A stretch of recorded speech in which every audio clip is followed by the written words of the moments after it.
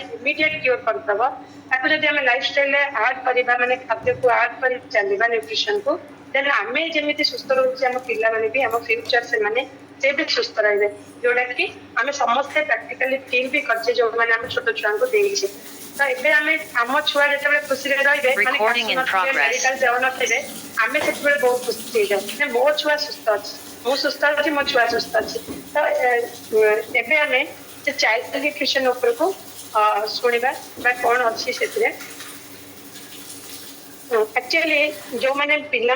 सफर रोचे पचार लाइफ के दुखी सब मेडिकल नहीं जावा तो ये आम चाइल्ड हेल्थ और फ्यूचर उपरे आम जाना कि बेसी हूँ कौन चिल्ड्रेन मैंने जिते ग्रोथ हुए तो सेठी चिल्ड्रेन मान वेलबिंग आम काउंट करूँ आउ जो लो आइदर से बहुत कम हुए ना फिक्टल खाती केतबेले खाआंतिनी बिल्कुल केतबेले मन ही करंतिनी खाइबा को आ सब बेले फिजिकल और मेंटल ग्रोथ ऊपर अफेक्ट आसे आमे भाबु पिलाटा काहे सब बेले रोगिणा होची पिलाटा काहे कासुची काहे ठंडा होची पाठ पढ़िया मन दउनी किंतु एक्चुअली तार इनर जो हमर अछि स्ट्रेंथ ताको सेटा ही पाएनी नेक्स्ट तो आमे जेमती गोटे कथा नै कि न्यूट्रिशन बहुत लोग क्वेश्चन करंती कॉमन लाइफ रे जे न्यूट्रिशन माने एटा कोन पिला माने खाइ परिबे तब उत्तर एक्चुअली एया कि जो मानकर जीवन अछि जो माने कथा कहि परजंती जो मानकर जीवन अछि सेहि मान कोइ न्यूट्रिशन दरकार काहे ना तोरा जेते प्रॉपर ब्रेन डेवलपमेंट होबा पई हमको ताकू भी न्यूट्रिशन रिक्वायरमेंट जेमति कि ड्यूरिंग फास्ट 2 वर्ष भितरे जेते पिलार ब्रेन 80% ग्रोथ हुए जेते छोट थांती पिला माने जेते 2 वर्ष भितरे 80% ग्रोथ हुए जेते माने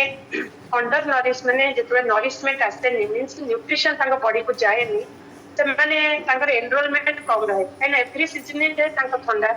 ज्वर किछि ना किछि जेमति मो ज्वर होतला आ गोटे जिंस आईक्यू लेवल भी पूरा डाउन रहे माने गोटे चिंता करिवार कैपेसिटी तांकर आस्ते आस्ते तांकर कमी जाए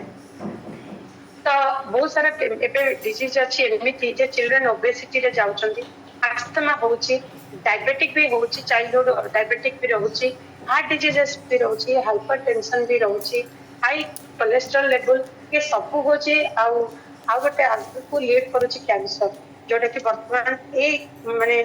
पेडियाट्रिक कैंसर भी मात्रा बढ़ी गलानी तो ये सब अंडर नरिश चिल्ड्रन मानकर आउ कोन प्रॉब्लम हुए ते माने अगर हाइट भी ग्रोथ होनी हाइट हबार गोटे टाइम थाए सेटा भी ग्रोथ होनी देन सेमानकर कैपेसिटी जो फिजिकल वर्क जोटा गोटे कला बेल को से इच्छा भी करना कौन से काम को आम जब दौचे एमती कि पिला वर्तमान माने साइकिल भी चलेबा को कहले भी इच्छा करूना बॉडी साथ दौनी तो मॉनिटर आम जब प्रॉपर ग्रोथ को मॉनिटर करवा ताले डायट काउंसलिंग निहाती दरकार तेणु नेक्स्ट